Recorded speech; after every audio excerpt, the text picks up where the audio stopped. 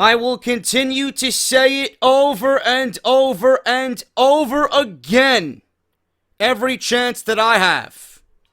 Tonight, SmackDown Live showed you yet another reason why they are the A brand for WWE. This is your official TLC 2016 review and results.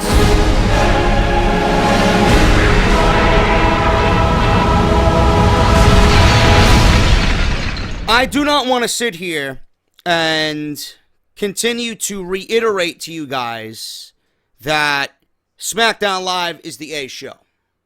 I said it once already in the beginning. I don't want to say it again. By now, I hope you guys realize that every week I sit down here in front of this microphone, in front of that camera, whether you're new, whether you're old, whether you're completely finding me tonight for the first time due to this review in the search engines on YouTube.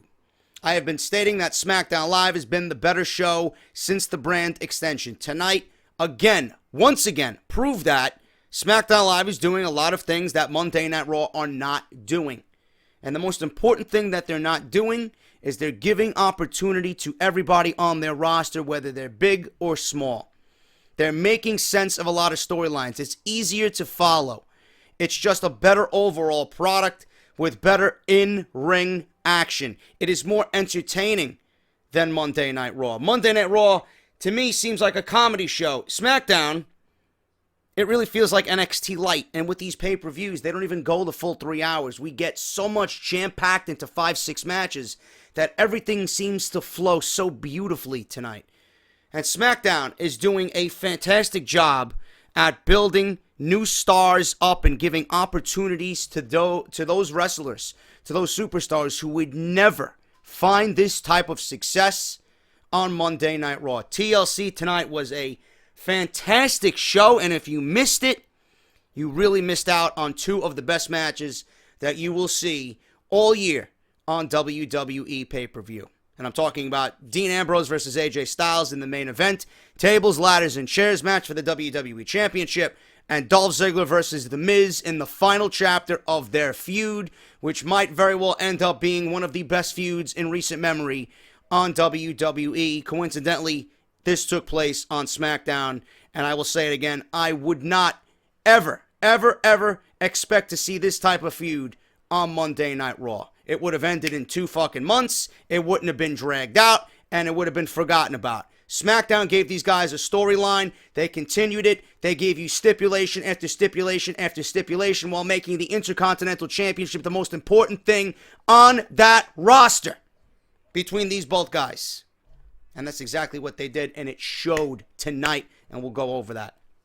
AJ Styles versus Dean Ambrose. Some people predicted it, some people really don't care. But James Ellsworth, again, played a factor in this match.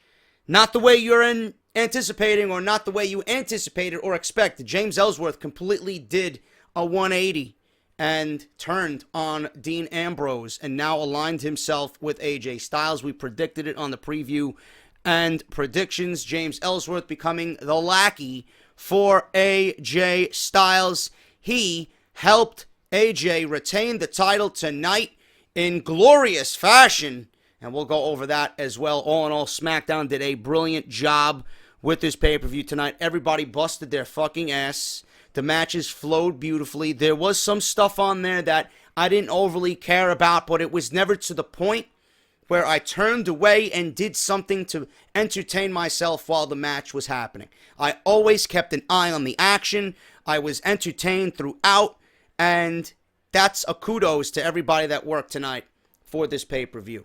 The crowd, I will say, the crowd was slow. The crowd was dead at times. But, again, I'm not sure how well a Dallas crowd is for a WWE pay-per-view. I'm not sure what really made them go into silent mode throughout some of the night. I mean, we've seen it sprinkled through the Dolph Ziggler versus Miz match, but it did start off slow. Carmella and Nikki Bella, it went silent there for a little bit until it started to pick up towards the end of the match. Alexa Bliss versus Becky Lynch, it was quiet throughout most of that match as well. I'm thinking it had to do something with the table stipulation. We'll talk about all that.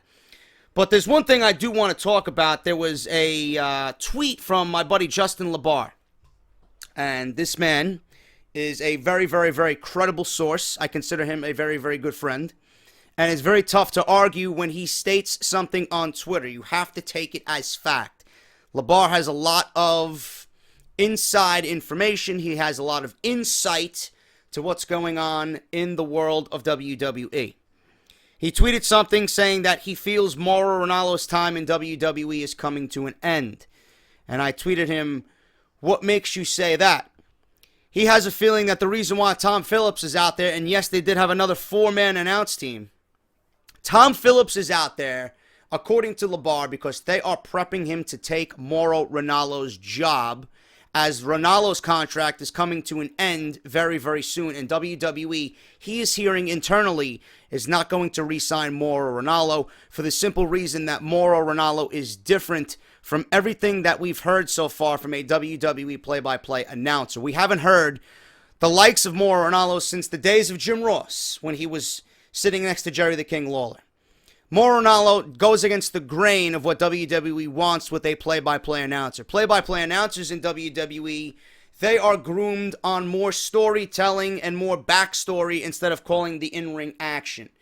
To me, guys like Mauro Ranallo, Matt Striker, Kevin Kelly, guys like that who are play-by-play announcers, I like them and I gravitate to them more because they are guys that are going to get the talent over by showing you how important the wrestling is in the ring. Story is always going to be there. Story should be a big point of what you're trying to sell in that ring. But when they get in the ring, the most important thing that's happening is what's happening in that ring. You know?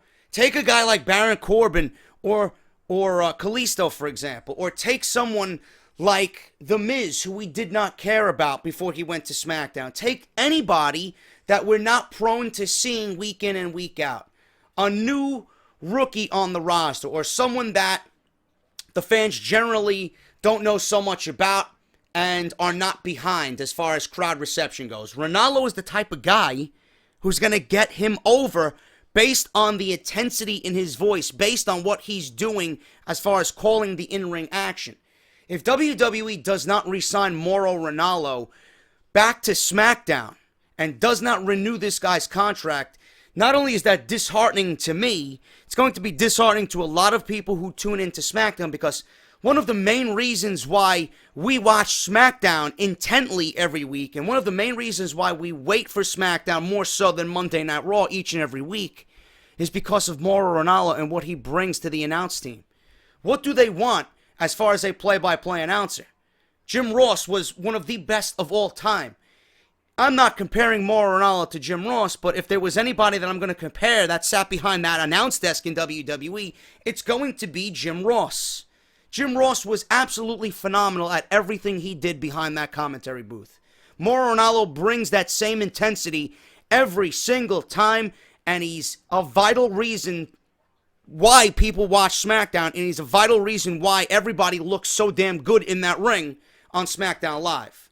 Look at the Cruiserweight Classic and look at the work he did with Daniel Bryan. There's no way you can tell me that anybody listening to that in the back is not fucking hyped up when you're listening to Mauro Ranallo. Ranallo is a huge reason why that Cruiserweight Classic got over so well. There's nobody else in that company. There's nobody else that WWE can breed that would call that action the way Mauro Ranallo do and do a better job.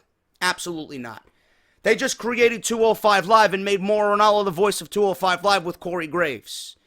I understand that Ranallo is not what WWE wants, and WWE really needs to understand that what they do and their business practices, some of it will work. Yes, I understand that. But some of it also is not going to work. And some of the decisions that they make are really fucking retarded. This would be one of those that is really fucking retarded. If Mauro Ranallo does not come back to SmackDown and they are grooming Tom Phillips to take his spot in 2017 with the reason why he's fucking there, I have no reason or no idea why he is there. He barely said a fucking word all night. He didn't call any of the action. He didn't call anything on top of JBL and David Otunga. He was only there to be like the commercial guy and do the fucking coming attractions or the promos or hype up fucking Roadblock and tell people that we were live from Dallas, Texas. He did nothing. He sat there in a pretty suit with his fucking clean-shaven beard, and all he did was look pretty. Now, I don't understand why he was there to begin with. If you're going to groom somebody to take a lead commentator spot, you know, this is probably the best way to do it. Ease everybody in, but I hope this is not the case. Mauro Ranallo is a vital reason why SmackDown Live and WWE is heading in the right direction. Ranallo needs to be the voice of Monday Night Raw. I don't give a shit what anybody says. That's the type of shit, that's the type of commentary people want to hear. He is the best commentator in this business. Bar none. There's nobody better than him. Absolutely nobody on his level. The only other one that I enjoy more, and I've been watching him for about half a season now, is Matt Striker. Matt Striker is great at what he does. Absolutely fantastic at what he does. If they get rid of Mauro Ranallo, a lot of SmackDown is going to go with him. And now, I'm not taking anything away from Tom Phillips at all, but Tom Phillips is no Mauro Ranallo. Tom Phillips and Corey Graves combined as a team is my favorite announced team in WWE. But if Tom Phillips is taking over SmackDown, it's going to be a transition I'm going to get used to because I enjoy Tom Phillips, but I'm never going to get over the fact that WWE will just let the best commentator in this business go because he doesn't fit their mold. That's absolutely fucking asinine. I guarantee you ask anybody in that locker room what they think of Mauro Ranallo, and everybody would fucking stand behind him and say, this guy is fucking doing a great job for SmackDown Live. Hopefully WWE comes to their senses within the next couple of weeks before Mauro Ranallo's contract is up. But according to LeBar, he's done. And internally, he's hearing that Mauro Ranallo is not going to have a contract extension waiting for him. That is very disheartening. But then again, you know, this is WWE. And they never really do what is right for business. They always do what they think is right. And sometimes they are right. Sometimes it's good. Sometimes it's not. This would be one of those times where it's definitely not best for business. So hopefully things change in the coming weeks. As far as TLC goes, Ranallo was a great reason why this pay-per-view was fucking great. As always, TLC took place from Dallas, Texas. Tonight there was a pre-show match. I didn't watch it because we've seen this pre-show match about 4 fucking times this year. 10-man tag team match. American Alpha, Apollo Crews. Thought he was fucking released, given his pink slip. But apparently he was on the pre-show. And the Hype Bros versus Kurt Hawkins, the Ascension, and the Vaudevillains. We had the babyface team win this one. American Alpha, Apollo Crews, and the Hype Bros. And that's all I'm going to say about that. I didn't watch it, nor do I care. TLC opened up with a tag team championship match. Probably the only question I got wrong on my Wrestle Rumble TLC Pick'em entry. I thought the Intercontinental Championship was going to open because I figured WWE was going to start with a ladder match and then end with a ladder match. That was my mentality going into that. But we opened with a tag team championship match. And Bray Wyatt, Randy Orton, looking good as a tag team coming into this. Rhino and Heath Slater, they had a few defenses here against the Ascension. They had a few title defenses against the Spirit Squad. You know, they really didn't do much with the tag team championships. It's been a great Cinderella story. It got Heath Slater over. Heath Slater went from obscurity on Monday Night Raw with the brand split. He got an opportunity, and he was given a big opportunity. Heath Slater was going to be enhancement talent. Rhino was going to be enhancement talent on SmackDown Live. And they ended up being tag team champions in a great moment that a lot of people popped for. But ever since that moment, they really haven't done anything tremendously with those tag team championships. They're not making the division better. And my mentality as a wrestling fan is you gotta give the belts to the best team possible, the best wrestler possible, whether it's a tag team or a singles title. Randy Orton and Bray Wyatt can be considered a super team. You ever listen to a musical act or a band and, you know, a lead singer from your favorite band is joining another guitarist from another one of your favorite bands that you're listening to, and then they recruit a drummer from another one of your favorite bands that you're listening to, and they form a super group. This is a super group for WWE. Randy Orton is a future Hall of Famer. He is John Cena-esque type level in status in WWE. Bray Wyatt is a great talent that's been completely underutilized in WWE for 4 years now. Never held gold in WWE until tonight. Randy Orton and Bray Wyatt, and I mean squashed. This was a legit fucking squash match. Absolutely no competition at all. Randy Orton and Bray Wyatt are your new WWE SmackDown Live Tag Team Champions, and all it took was one RKO to Rhino, and that was it.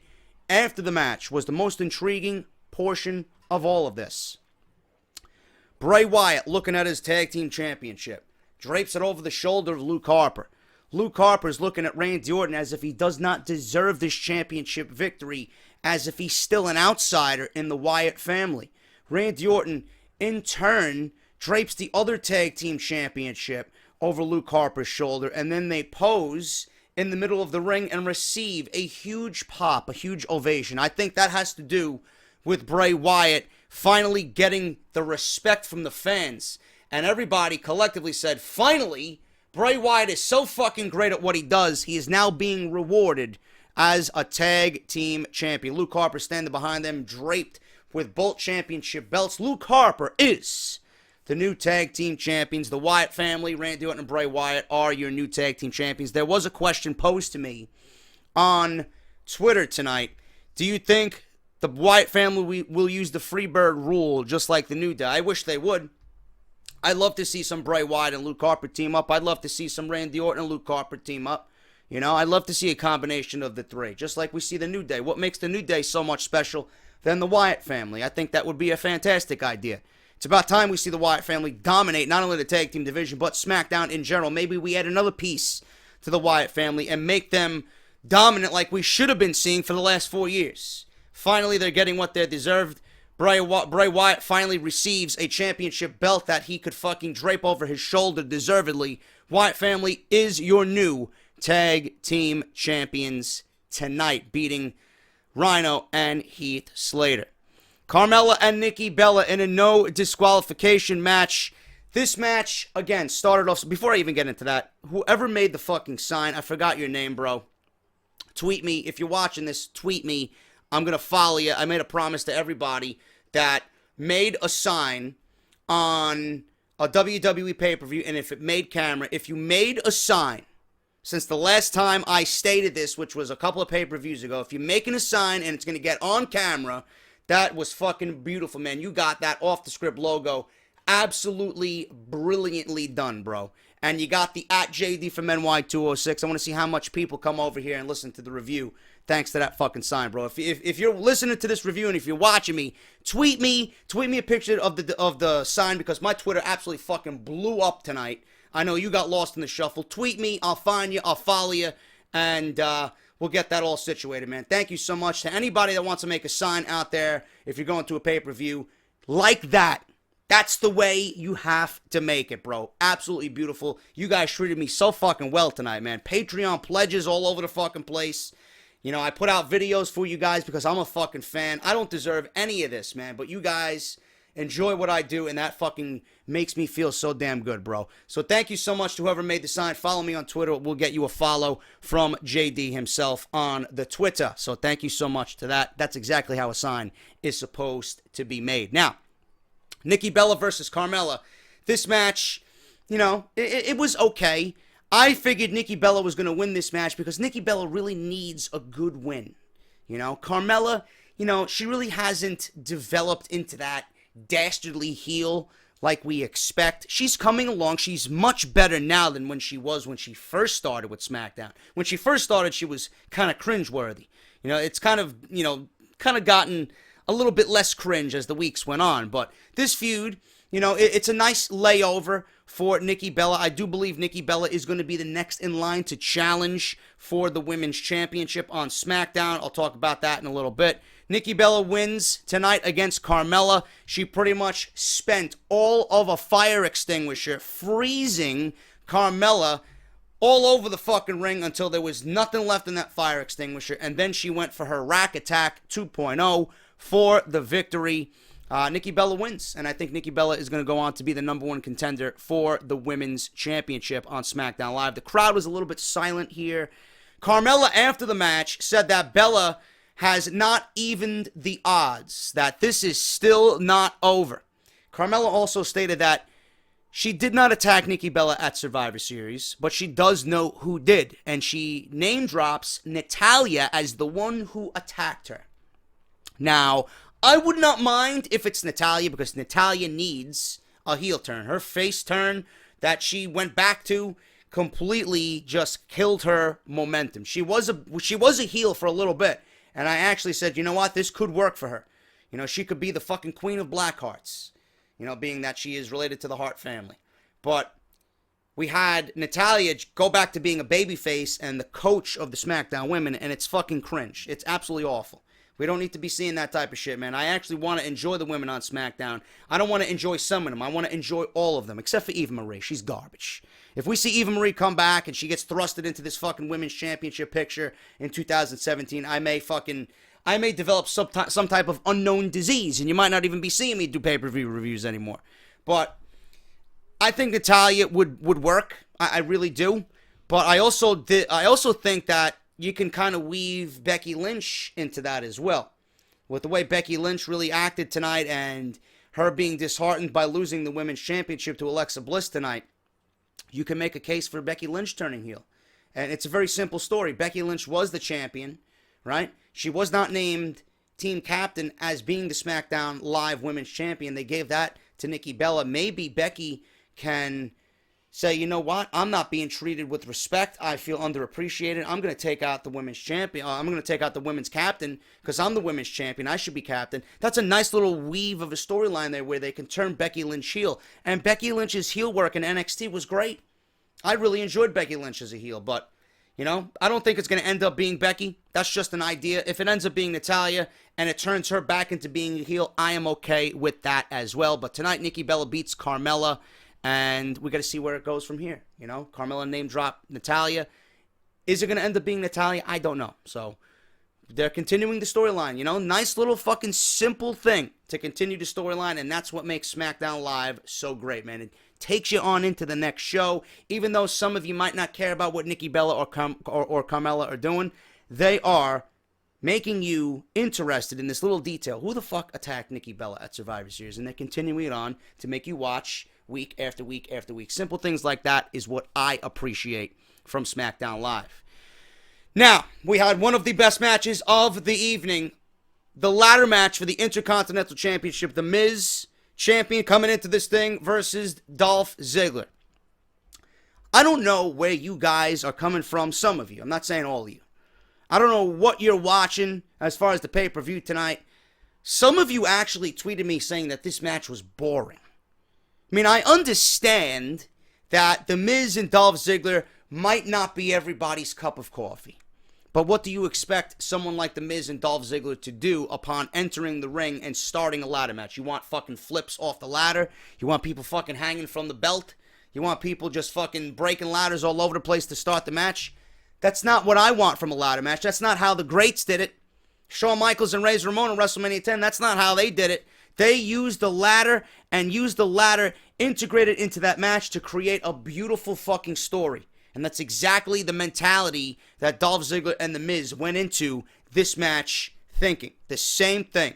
Tell a great story and include the ladder in that and just make it an all-around unbelievable story that's going to be suspenseful. It's going to have the crowd on the edge of their seat. And that's exactly what they did tonight, man.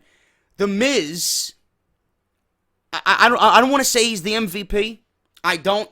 That's going to AJ Styles. AJ Styles is, without question, the #1 man in WWE in 2016. If there was a #2 on the main roster, Miz, no question, is right behind AJ Styles as the MVP of WWE in 2016. Absolutely. The Miz is the one man that you look at when you think of this brand split and wonder, what would happen to this guy on Monday Night Raw? What would this guy be doing on Monday Night Raw? Would he still be doing Miz TV every fucking single week and not getting his chance to show what he can do in the ring and tell a great story? Would he be jobbing to Roman Reigns every fucking week? Right? Would he be fed to Braun Strowman on Monday Night Raw? The Miz is counting his fucking stars that the brand split happened. And this is exactly why the brand split was so vital to this company. It's taken guys who were not given an opportunity on Monday Night Raw with the oversaturation and the lack of creative that they got going on over there. They moved them to Smackdown exclusively with the Intercontinental Championship. And this guy has taken his role and he has now made himself a main event level guy on SmackDown. Miz is not going to be in the main event anywhere within the months of January, February, March. I'm thinking after WrestleMania, we see the Miz move up that ladder and start challenging for the WWE Championship. I mean, he's got all the tools. He's not bad in the ring at all. The guy knows how to tell a great story. The guy is a fucking tremendous heel. He is absolutely fantastic on the microphone. And this guy might be one of the best heels in the last decade for WWE with the work he's done in 2016. Absolutely fantastic work from The Miz. Dolph Ziggler, I don't want to say it. Guy is great. Guy can sell his fucking ass off. He makes anybody on that roster look like $1 million. But the way WWE has treated Dolph Ziggler, I don't know what the deal is, man. They just treat him like a loser. Dolph Ziggler does deserve better, but something needs to be done. And as of right now, I don't know where Dolph Ziggler goes from here. I really don't know where he goes from here, man. Dolph Ziggler, to me, is right back to where he started. He is lost. You know, this was the best thing that happened to him in many, many years, feuding with The Miz over this Intercontinental Championship. This entire feud may very well be the feud of the year on WWE's main roster. No question. And people ask me, JD, why do you like this? How come you can see these guys fight over and over again? How come you're being a hypocrite about this, but you always put down Sasha and Charlotte? This was actually for something that I care about. The Intercontinental Championship. They made this story intriguing. They gave you different aspects of this story each and every fucking month. Sasha and Charlotte couldn't even fucking light a candle to what these guys have done. The story compared to what those women did to what these guys did on SmackDown, can't even compare it at all. These guys made me care. These guys brought prestige back to the Intercontinental Championship. Sasha and Charlotte did none of those things for the Women's Championship at all.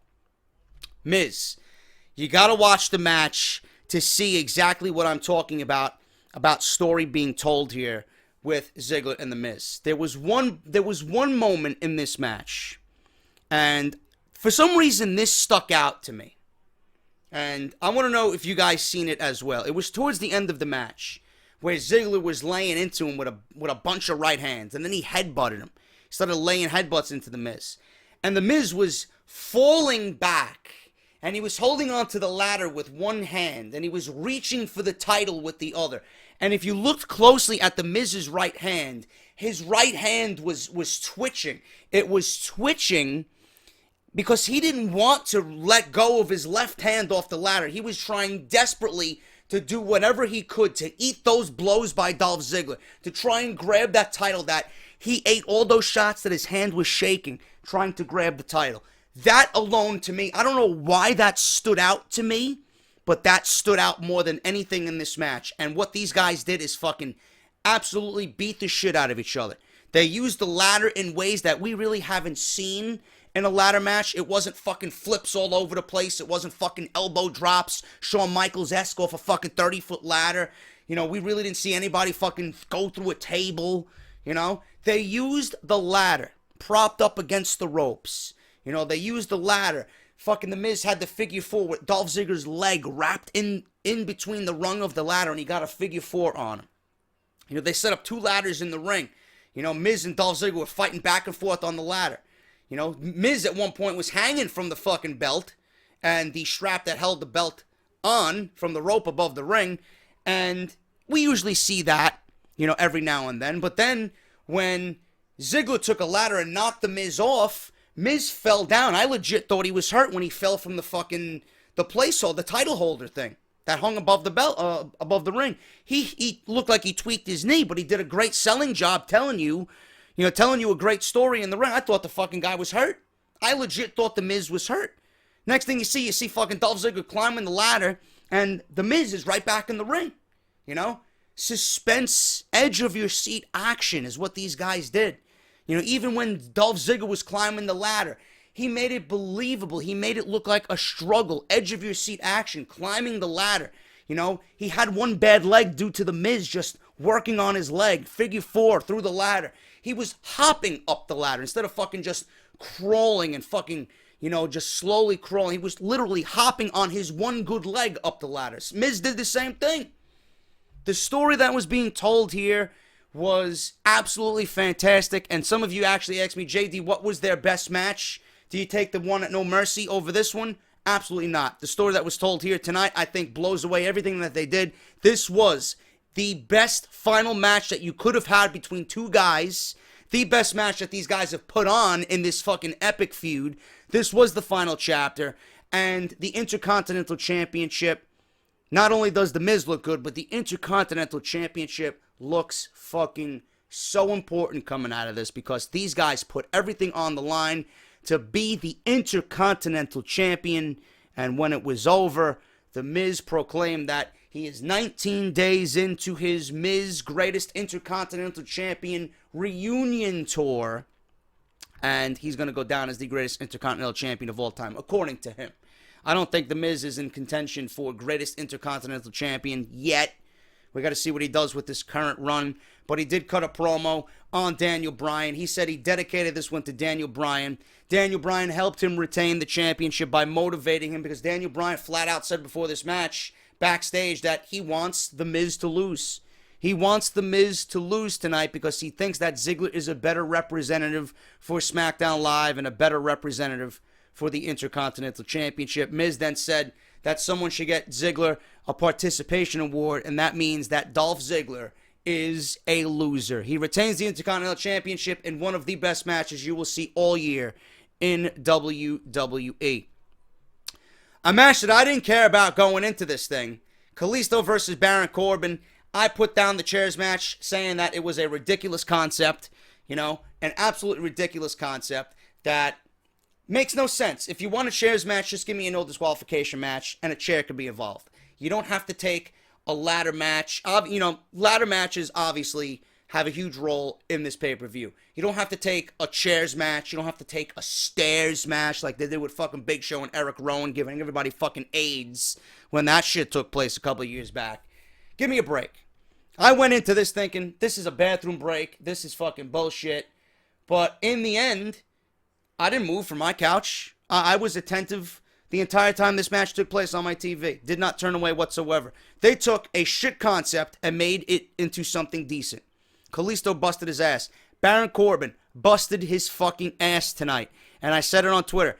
Look out for Baron Corbin in 2017. Reference this video. I've been saying it for months, but I want you to reference this video. Baron Corbin will be a major champion in WWE in 2017. Mark my words. The guy has tremendous upside. The guy is a fantastic fucking heel. The only thing that Baron Corbin needs to work on is his mic skill, because I think Baron Corbin comes off overly scripted. I think he is not natural on the microphone. Nothing he says sounds genuine. I wish he sounded like he does in a promo, like he sounded on Talking Smack tonight. I want to see that Baron Corbin when I watch SmackDown. I don't want to see the overly scripted, overly forced Baron Corbin. It's like he's fucking struggling to get out what he wants to say. And he sounds too fucking scripted. That's the only thing I have wrong with Baron Corbin right now. He's going to be a major player, and he's definitely going to be a major champion in WWE in 2017.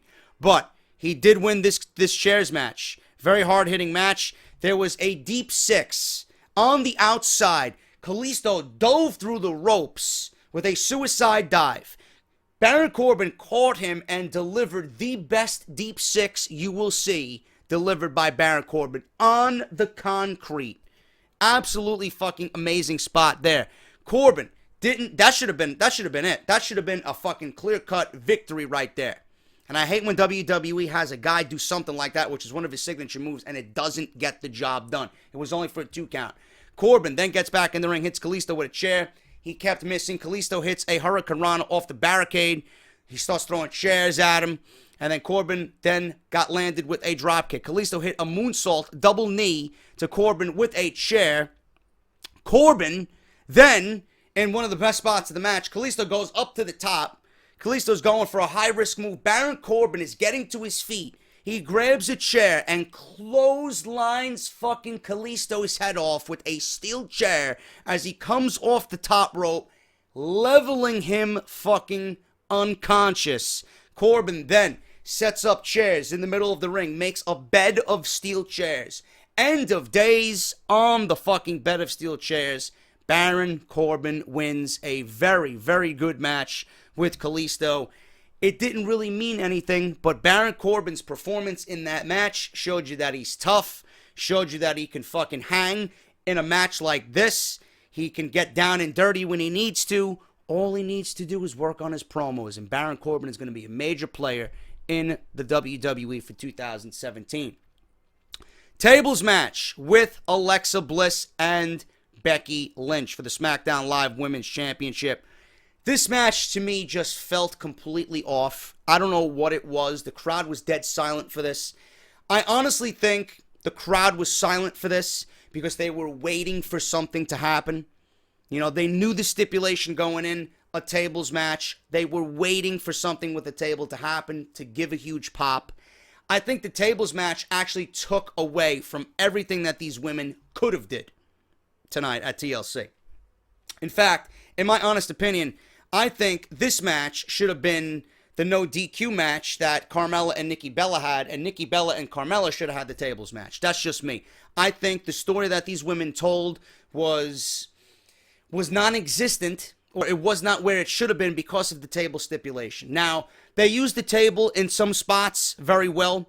You know, Alexa Bliss, they used the story being told there that Alexa was outsmarting Becky Lynch at every twist and turn when Becky was trying to put Alexa through the table. Becky seen the opportunity to just get the table out of the way. There was one moment in the match where Becky, I believe, had her in a suplex-like position or a fireman's carry position, and Alexa seen the table propped up, and she knew Becky was getting ready to attempt to put her through the table, and Alexa Bliss flipped the table over, and Becky delivered the move, but instead of through the table, it was on the table as it laid face down.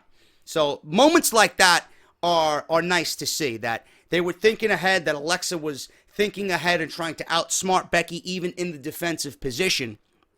But in the end of this match, I went into this thinking, you know what, Becky really hasn't done much with the Women's Championship. I know she's the most popular woman on the roster right now, but Alexa Bliss, I mean, there's no better woman on both Raw and SmackDown right now as far as a heel goes that is doing the type of work Alexa Bliss is doing. And in my honest opinion, that type of work, that type of heel work needs to be rewarded. And I honestly think Becky, going into this, would have been a better one to chase the title instead of being the champion who's just running through opponents. I think Alexa is a good enough heel at this stage of the game to be a nice component to a beautiful babyface. I'm thinking that was the way that the WWE went, and that's exactly what they did. Alexa Bliss puts Becky through a table with a power bomb off the ring apron. 1, 2, 3, goodbye. Over. We have a new women's champion. Becky goes through the table, and with that, we have a new women's champion on SmackDown. Great decision by WWE. Well deserved. I think Alexa Bliss is going to play a great heel champion. Whoever is in line for a championship match, whatever babyface it is, whether it's Becky with a rematch, which I'm sure she's going to get, or it's Nikki Bella, or I don't know, there's nobody else, Naomi. You know, maybe they catapult Naomi into a championship match. Whoever it's going to be, Alexa Bliss is going to be a great heel to whoever the babyface is. And that's exactly why they needed to give the title to Alexa. She's done a fantastic job, and congratulations to her. She was actually on Talking Smack before I actually did this. I seen a little bit of Talking Smack. Alexa came out completely out of character, crying. She said her mother and her father were at ringside, and she got emotional, and she quickly turned right back into the bitch Alexa, you know, because Renee Young was asking her stupid questions, and, you know, she was answering them just like a heel should, you know. So we got to see what happens with that. Becky, you know, I know you guys like Becky, but I had a feeling Alexa was going to win it. There was just a little bit of me. I thought Becky was going to win it because of whatever happened on SmackDown. You know, Becky went through the table. I figured, you know what, she's going to get her revenge and put Alexa through the table tonight. but it was the other way around, and Alexa Bliss is your new women's champion, and I couldn't be more proud, man. I love a good heel, and Alexa Bliss is playing a fantastic heel right now in the women's division, more so than anybody else on both brands, and that's something that should be rewarded.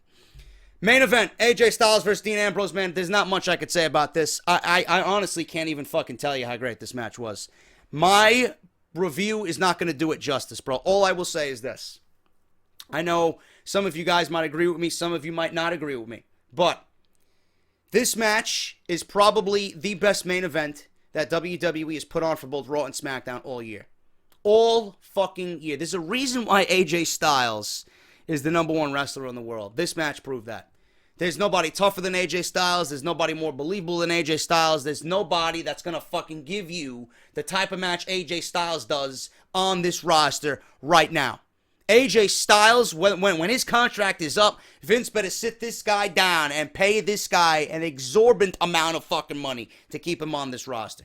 Because without AJ Styles, SmackDown is floating up Schitt's Creek. Without AJ Styles, WWE is floating up Schitt's Creek right now. He is absolutely unbelievable. And tonight, against Dean Ambrose in this TLC match, these guys fucking slaughtered each other. And I mean fucking slaughtered each other, man. I know I'm not going to hit everything. There were Undertaker chants in this match. People were anticipating The Undertaker coming out. Everybody on fucking Twitter started tweeting me, JD, do you think The Undertaker's going to come out? Stemming from this afternoon. Everybody asking me if I thought The Undertaker was going to be there, as if he was going to come up from the fucking ring and chokeslam somebody and begin his feud with one of these guys leading to the Royal Rumble. No, I didn't want The Undertaker to be there. Undertaker did not need to be there. I didn't want any interference because I had a feeling Ellsworth was going to be there anyway. And Ellsworth is all we need on this type of night. But this match had so many unbelievable moments, man. I mean, from the fucking steel chair spot in the middle of the ring, where I believe there were 6 fucking chairs facing each other in the middle of the ring. Ambrose went for a fucking suplex, turned AJ Styles inside out, fucking slammed him so hard that I thought the fucking ring exploded. Upon impact, he ripped his fucking pants in the most unfortunate fucking spot. You know, you guys will see, and you guys, if you watched it, know what I'm talking about. There was a spot on the outside where AJ Styles was laying on the announce table. Dean Ambrose fucking cleared everything off every announce table, set up a ladder on top of the fucking Spanish announce table, and dove off the ladder through Ranallo's announce table with a fucking elbow drop. That was a great spot. There was a spot in the middle of the fucking match, or closer towards the end of the match, where Dean Ambrose was laying on a table on the outside, and AJ Styles does a springboard 450 off the top rope to the outside through the fucking table, exploding Ambrose through the table, bro. I'm like, what the fuck is going on here? At that point, I'm like, what more can these guys do? What more can these guys do? Unfucking believable, man. This was the definition of a fucking battle for a championship, man. And it all resulted in the best main event that WWE has put on all year for 2016. This, I've been talking about doing my top 10. I'm going to have to weasel this one in there, bro. That's how good this match was. That's how good this match was, man. Ambrose and Kevin Owens had probably the last spot on my top 10 with their Royal Rumble match earlier this year. But I think Ambrose has a new tango partner in my top 10, and it's going to be AJ Styles, man. I'm going to have to fucking move this one up the list. This match was simply phenomenal. And after that, all of a sudden we see James Ellsworth come down wearing the neck brace. At first, he helps Dean Ambrose, right? AJ sees this guy. He's there. We're all thinking he's going to be there to support Dean Ambrose. AJ fucking clubs this guy in the back. Starts beating the shit out of him on the outside. And then we see fucking the ladder set up in the ring. And Dean Ambrose, where are my notes here? Styles begins to climb the ladder. And he does a reverse DDT to Ambrose. Styles hits the 450. Styles begins to climb the ladder.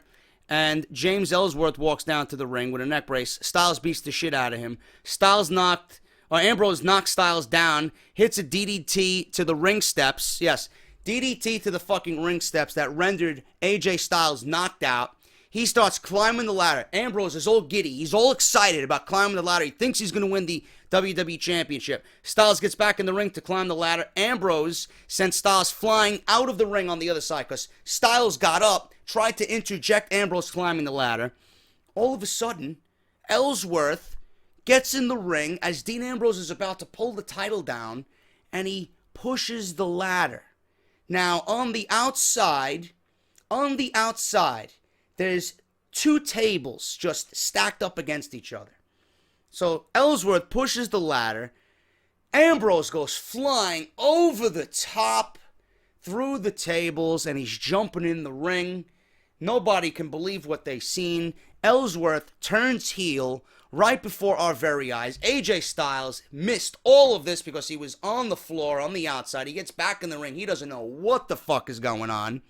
He gets in the ring, climbs the ladder, grabs the title, and AJ Styles is still your WWE champion to end 2016. Hopefully, this will lead to a match with The Undertaker at the Royal Rumble. Ellsworth turned heel. He is now aligning himself with AJ Styles.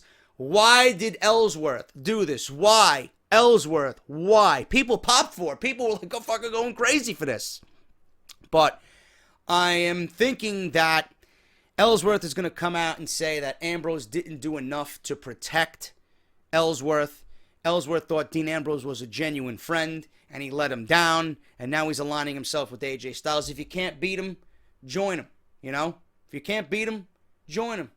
He's tired of being beat by AJ Styles. You know, he knew that he couldn't take the title off AJ Styles. He knew that it was impossible. So, and he can even come out and say, you know what? Dean Ambrose is all about himself. He never genuinely cared about me getting a WWE Championship match. It was always about him, you know? I don't know. Or maybe Ellsworth goes into business for himself. Maybe he thinks that, oh, I'm 3-0. I could beat AJ Styles. Maybe if Dean Ambrose wins this, I'm not going to have a shot against Dean Ambrose. Who the fuck knows? WWE could be creative with this, but all in all, Ellsworth turned heel tonight, which was a fantastic decision because, honestly, I think if he continued to be babyface, you started to see fans turn on him. You started to see people getting annoyed with Ellsworth coming out every single fucking week, getting the best of the WWE Champion. People were getting sick of James Ellsworth, and I was one of those guys. Now that James Ellsworth is heel and aligning himself with AJ Styles, it might be a little bit more tolerable on us to watch SmackDown Live every Tuesday now that Ellsworth is going to be helping and in the corner of AJ Styles. So we got to see what happens with that. Unbelievable stuff tonight from the pay-per-view. Very, very enjoyable pay-per-view. AJ Styles still your WWE Champion. SmackDown Live doing things right. And I can tell you right now, man, I am fucking excited to see what happens on SmackDown Live. Stories are continuing. WWE is going to have a very tough time to present Roadblock the way SmackDown did with TLC. And it was a great pay-per-view, man. If you missed this main event, I swear to God, go out and watch it. You're going to dedicate yourself 30 minutes to watch this pay-per-view main event, and it's going to fucking knock your socks off, man. I'm telling you right now, one of the best, if not the best, main event for any WWE pay-per-view on the main roster this year. And as we look at the votes on my Twitter right now, we had 852 votes when we started. We're up to 1,170 votes. 83% thumbs up and 17% thumbs down. So obviously, majority rules. Everybody thinking TLC tonight was a huge winner for WWE and SmackDown Live. Thank you guys so much. That is my review. If you enjoyed the review, hit that thumbs up. I will be back tomorrow morning at 11 a.m. Make sure you guys tune into my channel, 11 a.m. I got big stories for Off The Script Part 4 at 11 a.m., and you're not going to want to miss it. And a brilliant idea. I got a huge story on the New Day regarding their tag team title reign. How would I book their tag team title reign and how long I would have it, and who do I book to take the belts off of the New Day in 2017? Obviously, you're not going to want to miss it because it's a brilliant fucking idea. And where I get my brilliance from, I am broken. That's your clue right there. Thank you guys so much. I am JD. Hit that thumbs up. Follow me on Twitter at JD206 and subscribe to the channel if you have not done so. This has been your official TLC 2016 review and results, and I'll see you all tomorrow morning for Off the Script. Thank you guys so much. Have a good night.